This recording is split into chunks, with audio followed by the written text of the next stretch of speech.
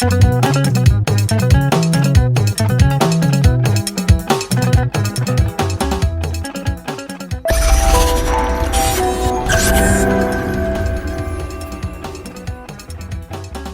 et messieurs, bienvenue sur ITV et dans l'émission Décortique Éco qui a le plaisir d'aborder un autre sujet extrêmement important pour le pays parce que c'est la question de l'industrialisation du Sénégal.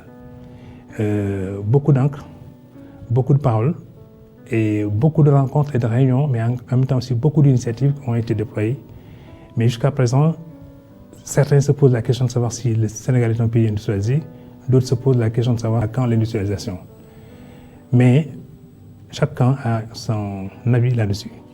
Eh bien, nous également, peut-être pour mieux expliciter les avis des uns et des autres, nous avons décidé aujourd'hui d'inviter un expert de la question, M.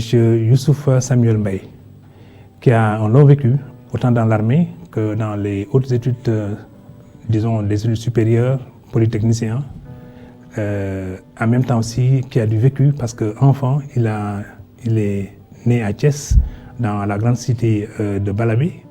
Le train, le rail, ça a influencé probablement son comportement, sa curiosité et plus tard aussi des études supérieures menées donc en France. Eh bien, il réfléchit depuis longtemps sur les questions d'industrialisation, mais sur le b.a.-ba de l'industrie. Et je crois que son profil pourrait correspondre à ce que nous avons le plus envie, c'est-à-dire quelqu'un qui nous explique comment cheminer pour arriver à un pays qui s'industrialise sans brûler les étapes. Michel Mbaye, bonjour. Oui, bonjour, monsieur Diaye. Alors, notre pays, comme on dit, dispose d'atouts pour devenir un pays industrialisé. Avant d'entrer dans le vif du sujet, est-ce qu'il y a un cheminement pour arriver à l'éclosion de l'industrie dans un pays donné? Bien entendu, M. Diaye, je vais d'abord vous remercier pour votre invitation. Vous remercier tous ceux qui nous écoutent, vos collègues techniques, etc., pour rebondir sur votre question. En effet, il y a des préalables à l'industrialisation de nos pays. En l'occurrence, une bonne maîtrise du secteur primaire par l'agriculture, une bonne maîtrise agricole, une bonne maîtrise de l'élevage, mais aussi une bonne maîtrise des autres matières premières naturelles, qui sont les données d'entrée au secteur primaire, dont on va parler tout à l'heure, que représente l'industrie. Bien entendu, ce secteur secondaire, pour qu'il se développe, il faut des préalables, donc une stratégie, voire une politique nationale, consistant à mettre en place les structures et les moyens nécessaires permettant aux futures usines de production de s'installer. Alors, est-ce qu'un pays définit préalablement donc un cadre macro et ensuite ceux qui veulent maintenant investir dans ce cadre-là viennent maintenant en se conformant aux orientations de ce cadre? En effet, c'est une politique qui touche la stratégie industrielle du pays, quand on parle d'un point de vue macroéconomique. En effet, d'après les expériences que j'ai vécues à l'étranger, en Europe, au Japon, en Allemagne, les Länder, je prends le cas des Länder, voire même la Chine. Il y a les régions qu'on appelle les régions industrielles de la Chine. Et pour revenir sur le cas du Sénégal, voire de l'Afrique, il me semble opportun pour les décideurs de penser à une stratégie de régionalisation industrielle, voire même de spécification régionale industrielle. J'entends par là des zones industrielles adaptées avec les infrastructures qu'il faut, les VRD, enfin, tout ce qui est nécessaire à l'implantation des futures usines locales destinées à la transformation des matières premières dont on a parlé tout à l'heure, pour créer de la valeur ajoutée, qui n'est ni plus ni moins que la valeur de transformation d'un bien, avec toute la chaîne de valeur associée, touchant même jusqu'au plein emploi, mais aussi de rassurer les futurs investisseurs étrangers tels que les grands groupes industriels, automobiles, pourquoi pas, à venir s'installer. Le cas du Maroc, relatif au PAI, le plan d'accélération industrielle du Maroc sur lequel j'ai travaillé, sur Ouarzazate, me permet de le dire. Absolument. Ce qui permet aujourd'hui aux Marocains d'être une puissance, au Maroc d'être une puissance industrielle. Là-bas, on retrouve des grands groupes industriels français, tels que Peugeot, Renault, etc. Et donc, ce sont des sociétés qui servent de pivot pour me focaliser dans le monde automobile que je connais très bien. C'est ça. On appelle ça le système de la SM en anglais, c'est le Supply Chain Management, avec toute la chaîne de sous-traitance associée, donc qui permet tout simplement de créer des emplois. Mais bien sûr, pour finir par là, avant de vous laisser la parole, ces types de zones industrielles doivent notamment intégrer toutes les structures associées, des centres de formation, avec des systèmes d'alternance des étudiants qui vont sortir de ces centres de formation, qui vont travailler directement dans les usines. Ils vont déjà, en état d'étudiants, ils vont avoir un pied dans le monde actif. Et toutes les commodités nécessaires, je prends par extension le cas de la Silicon Valley aux États-Unis. Par exemple, oui. Monsieur Mbaye, on a des matières premières, mais jusqu'à une période très récente, toutes ces matières premières, donc qui étaient des matières brutes, étaient exportées. Et les industriels disent, mais il y a une aberration. Pourquoi ne pas songer à transformer localement au moins une partie de ces matières premières, c'est-à-dire de les faire subir une manufacture? Qu'est-ce qui a empêché peut-être les générations antérieures de comprendre cette logique pour se l'imposer, mais en même temps aussi pour l'imposer aux partenaires de façon à ce que nous produisons, mais en même temps aussi nous transformons? Oui, en effet. Enfin, je vais me permettre, avant de vous répondre, de faire une citation qui est simple. En anglais ou en français. Il disait, en français. En français. Mon maître en pensée, il s'appelle Taishi Odo, c'est au japonais. En fait, j'ai fait l'école japonaise qui me permet de dire ça. Qui disait que le progrès ne peut pas être généré tant qu'on est satisfait de ce qui existe. N'est-ce pas? Ce qui fait que finalement, aussi, il y a le facteur inhérent à la méconnaissance. Et donc, si vous voulez, je ne vais pas me permettre de critiquer nos anciens. Tout ce que je peux dire, c'est que peut-être qu'ils ne savaient pas ou... on n'en était pas encore à ce niveau de connaissance. On n'était pas à ce niveau-là.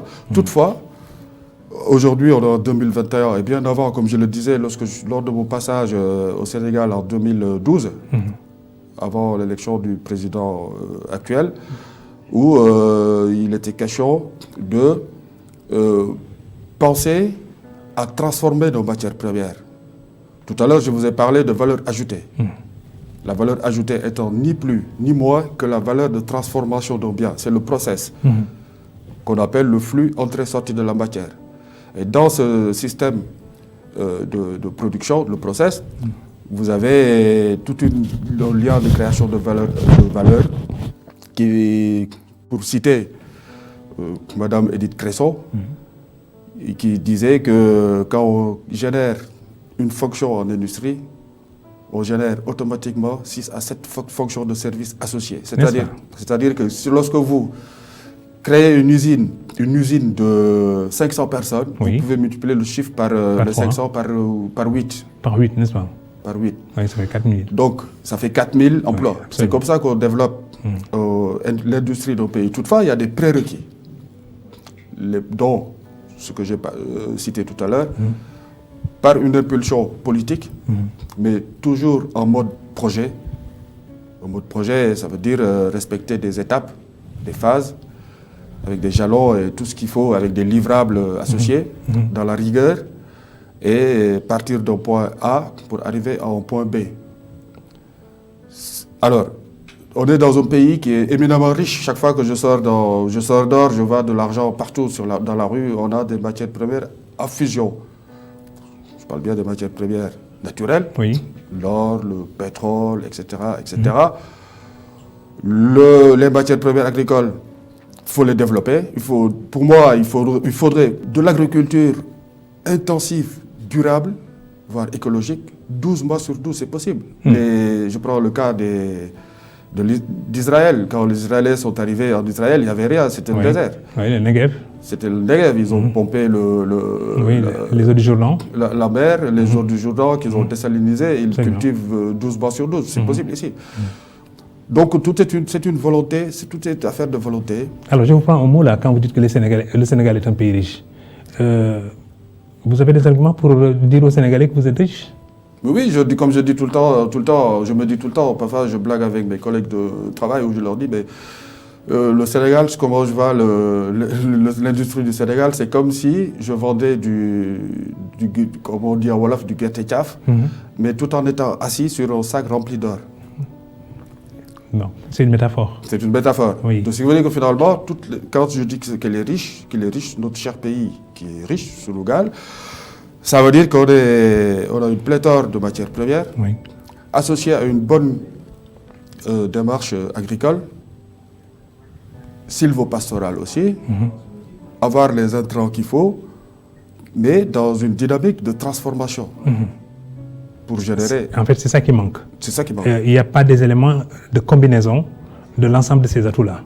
Tout à fait. Et puis, vient maintenant s'y ajouter sans doute les problèmes de qualification ou de requalification. Parce qu'on avait des ouvriers dans les années d'avant l'indépendance qui avaient peut-être un savoir-faire, une maîtrise justement des outils de transformation, mais peut-être avec l'âge, d'autres outils ou bien les processus de transformation se sont modernisés. Donc, qualification et requalification du potentiel de la main-d'œuvre, mais aussi des agents de maîtrise et peut-être même des ingénieurs. Absolument. Vous avez tout à fait raison, M. Ndiaye. Je me suis permis, à l'issue, avant d'arriver chez vous, de faire une étude un peu approfondie de tout ça. Oui. Commençons par déjà, avant de commencer quoi que ce soit, faire une étude SWOT. En anglais, c'est ce qu'on appelle calculer identifier les forces, les faiblesses, les risques et les opportunités d'un projet. D'accord. Où je me suis permis de regarder le Sénégal en profondeur. Où je me suis rendu compte qu'il y a des forces, de grosses forces qu'on a en termes comme pays émergent, en termes d'expertise industrielle, parce qu'on a quand même des gens qui sont hyper bien formés dans notre pays. Oui. Mais malheureusement, on assiste à une perte en ligne de compétences, tout simplement due à une mise en page de ces connaissances en fonction de l'évolution, des évolutions technologiques. Mise en page, c'est-à-dire qu'elles sont... Mise en page ou une mise en... Elles ne sont pas bien utilisées, voilà. Ou bien utilisées à bon escient. Voilà, exactement. Oui. Donc ce qui fait que finalement, vous avez tout à fait raison. L'objectif, si vous voulez, c'est que pour arriver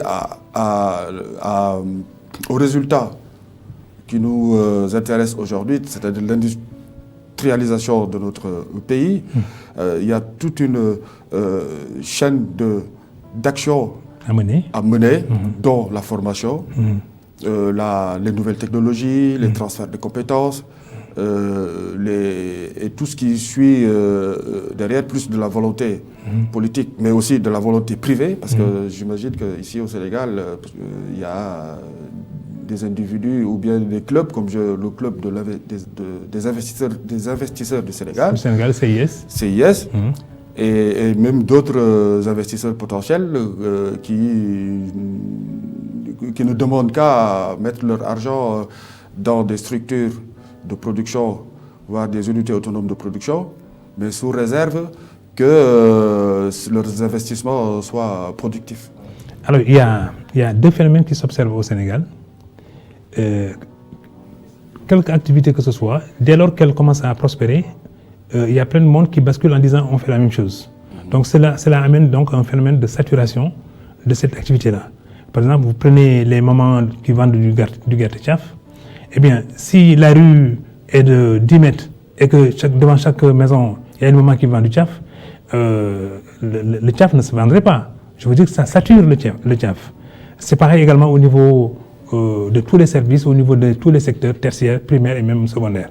Et pour le secondaire qui nous concerne, il faut peut-être, quand on réunit l'ensemble de ces préalables-là, mais il faut aussi voir la spécialisation de chaque unité industrielle pour ne pas qu'il y ait à ce niveau-là également une saturation qui permettrait sans doute ou des méventes ou alors de produire la même chose et d'inonder un marché sans résultat probant. Tout à fait. Enfin, ce que je constate, vous avez raison, ce que je constate dans notre cher pays, c'est justement une importance constatée du secteur informel, entre guillemets. Oui. Et donc, c'est un secteur bien sûr informel. Il faut que, bien sûr, comme vous dites, les mamans qui vendent le gâteau puissent bien vivre. Mais toutefois, il est possible de les cadrer, de les mettre dans des conditions adaptées, dans des structures globalisées, voire dans une usine. Je prends le cas de l'arachide au Sénégal. Vous savez, tout en faisant allusion à la création de valeur ajoutée, mes enfants en France préfèrent manger de la pâte d'arachide en tartine à la place du Nutella. Pourquoi ne pas mettre en place voire des unités de transformation, toujours dans le cadre de la création de valeur ajoutée, de cette même arachide, d'une manière industrielle, mais bien sûr avec des normes alimentaires adaptées, permettant une exportation de ces produits manufacturés vers l'extérieur.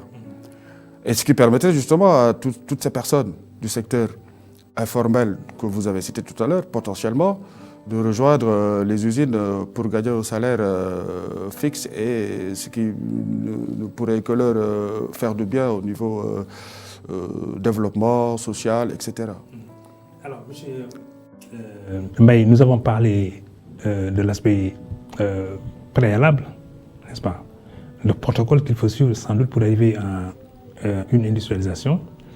Mais je pense qu'il y a un point qui est extrêmement important aussi, c'est peut-être l'aspect financier. Sans doute, c'est de gros moyens que ça exige.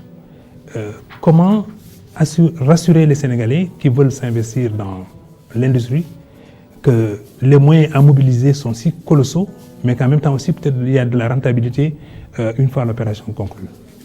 Oui, bien sûr. En fait, comme je le disais tout à l'heure, l'industrie, c'est une science. On n'industrialise pas comme ça. Il y a toute une série d'opérations. Oui, un processus. Tout un processus à partir de la matière première ou de la technologie, hein, parce qu'il n'y a pas que de la matière à industrialiser ou de la technologie à industrialiser. Il y a toute une chaîne d'action qui est divisée en phases. De la phase 1, généralement c'est 6 phases, phase 1 à la phase 6. Chaque phase étant équipée de livrables, et de passer d'une phase à une autre, qu'on appelle au jalon, sans pour autant valider la phase précédente. Autrement dit, on ne doit pas brûler les étapes. On ne doit pas brûler les étapes. Oui. Mais tout ça inscrit dans un planning général, chaque phase étant planifiée. Et c'est le métier du chef de projet que je représente, qui consiste à jouer le rôle de chef d'orchestre, accompagné d'experts. Et donc ça, c'est une étape, c'est une condition sine qua non à respecter pour mener à bien un projet, rassurer un investisseur, l'amener d'un point A à un point B parce qu'il met son argent, donc il a besoin d'avoir ce qu'on appelle un retour sur investissement. Et même peut-être un regard sur la pertinence, sur la pertinence du projet. Mais aussi, on ne s'arrêtera pas là, parce que lors de mon passage au Japon, parce que j'ai fait un peu l'école JMAC, et mon maître à penser s'appelle Taishi Ono, il ne faut pas s'arrêter là. Il faut, lorsque l'usine, voire la structure de production marche, il ne faut pas s'arrêter là. Il faut appliquer une méthode générique qu'on appelle le lean manufacturing, ça veut dire l'amélioration continue, qui consiste à ne jamais s'arrêter, rajouter une pierre à l'édifice tous les jours pour que ça soit toujours vivant, avec des chiffres, des données solides, des équipes solides, de la clairvoyance, de la transparence, du sérieux, et tout ce qu'il faut pour qu'un investisseur pour rassurer un investisseur, donc le conserver, ce qui fait que finalement, mettre en place toutes les structures ou toutes les conditions adaptées pour que cet investisseur ou ces investisseurs continuent à avoir de l'espérance dans leur investissement. Alors, est-ce qu'au Sénégal, pour ne prendre que cet exemple-là, nous disposons de moyens financiers conséquents pour nous orienter vers l'industrie? D'abord, quand je parle des moyens conséquents, est-ce que du point de vue législatif, il y a tout un environnement qui a été préparé, mais également du point de vue des infrastructures? Est-ce que quand quelqu'un veut s'implanter dans une région pour exploiter peut-être un produit là-bas, il y a des routes qui mènent jusque là-bas et il y a aussi peut-être des possibilités d'écouler son produit une fois abouti. Mais le plus important aussi, c'est le marché. Est-ce que le marché intérieur sénégalais peut absorber ce que l'industrie produit? Voilà donc, à mon avis, ce schéma-là qu'il faut aussi que les gens comprennent pour mieux se pénétrer donc, de la réalité de l'industrie au Sénégal. Oui, en effet. En fait, si vous voulez, j'ai commencé à parler de zones d'activité industrielle régionale. C'est ça. On a 14 régions, si mes souvenirs sont bons, si je ne me trompe pas. Vous avez raison. Pour moi, il faudrait 14 zones industrielles au Sénégal. Voire, moi, si les moyens financiers ne le permettent pas, et ça sous l'impulsion de l'autorité publique. Je crois que l'Agence d'aménagement du territoire, ANAT, quand même a essayé de rééquilibrer les choses en parlant peut-être de ce qu'on appelle aujourd'hui l'équité territoriale. C'est-à-dire qu'on regarde toutes les régions et on essaie de décortiquer les potentialités de ces régions-là et on essaie de les valoriser. Et après maintenant, il y a une interconnexion entre les régions. Ce qu'une région produit et que l'autre ne produit pas, on essaie de voir comment le compenser pour qu'il y ait cet équilibre-là. Mais justement, je parlais de spécialisation régionale. Je prends le cas de la région du Cayor, même de la Casamance, le grenier du Sénégal. Les produits qu'on fabrique là-bas doivent être transformés. Par exemple, au Cayor, qu'est-ce qu'il y a là-bas comme produit qui peut être... Au Cayor, il y a l'arachide. Non, le sol du Cayor, il est pauvre maintenant. Hein. On est en train donc de migrer justement vers l'est du pays. Et même là également, c'est les mêmes pratiques justement qui ont appauvri le Cayor qui se reproduisent vers l'est du pays. Et ça, c'est la catastrophe. Parce que même, on est plus loin de la grande réserve forestière de Niokolo-Koba. Oui, le Cayor, attendez, je vais vous citer un exemple concret. Quand je disais tout à l'heure, quand je sors tous les jours, je vois de l'argent partout. En faisant la route Tivaouane-Thiès, à ma gauche, à ma droite, dans les villages au bord de la route, je vois des fagots de Kenkeliba de Douté. Oui, vous avez raison. C'est de la matière première. N'est-ce pas? À transformer. Par exemple, regardez les thé Lipton. Le Douté est transformable en thé Lipton. C'est une affaire de process d'industrialisation. Si j'écrase du Kenkeliba, genre en poudre, genre en petit sachet, emballé, bien packagé, avec un bon packaging. Emballage. Je le vends comme je vends le Lipton. Il y en a beaucoup. Le Guerre, il y en a beaucoup. Il y en a beaucoup. Je prends l'exemple de la région de Thiès, où en passant par poudre, je vois les fagots de mangue, les tas de mangue qui pourrissent au bord de la route. Oui. C'est transformable en jus de fruits, etc. C'est ça. Donc, en gros, ce que j'entends par là, que pour arriver à ce résultat, il faut, dans un premier temps, une impulsion politique par des zones industrielles dignes de ce nom, intégrant toutes les structures adaptées, lotissées, VRD, routes, centres de formation et toutes les commodités pour permettre aux industriels et aux investisseurs qu'on a évoqués tout à l'heure de venir s'installer, de créer de la valeur et aussi pour donner l'envie aux investisseurs étrangers, les grands groupes que j'ai cités tout à l'heure, de venir se poser. C'est ce qui s'est passé au Maroc. Le plan d'accélération industrielle du Maroc, c'est ça. Mais aussi, tout en faisant appel à ces mêmes autorités politiques, de mettre en place les structures interrégionales, si je peux les appeler comme ça, adaptées. J'entends par là les routes, les moyens de communication. Oui, toutes les infrastructures de base. Toutes les infrastructures doivent être réalisées pour que quelqu'un, peut-être vous parlez des mangues, mais qui pourrissent, vous parlez également peut-être d'autres produits également qui pourrissent dans la brousse. Mais s'il y avait simplement des pistes qui permettent d'accéder au marché primaire, Ça permettrait donc aux acteurs locaux d'avoir des revenus, un pouvoir d'achat, et peut-être maintenant, voilà, de donner un peu plus de masse à ces productions-là qui permettrait à une autre personne qui a un esprit plus ou moins industrialisant de dire, mais tiens, maintenant j'ai du volume, je peux transformer. Tout à fait.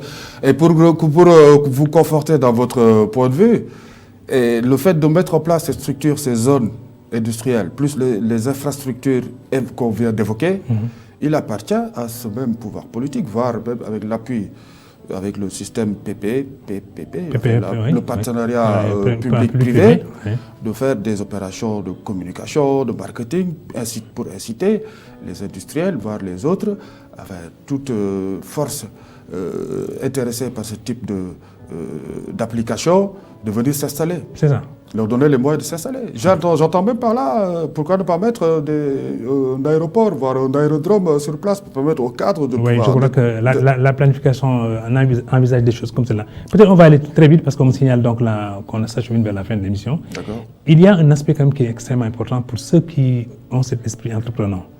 C'est le financement complémentaire venant des banques. Et tout le monde, au niveau des banques en tout cas, redoute d'appuyer ces investissements industriels parce que les banques disent, je ne sais pas si c'est vrai ou pas, les banques disent qu'elles ne sont pas dédiées aux investissements à long terme, parce qu'elles n'ont pas ce type de financement à long terme. Et d'autant qu'elles n'ont que des dépôts à vue.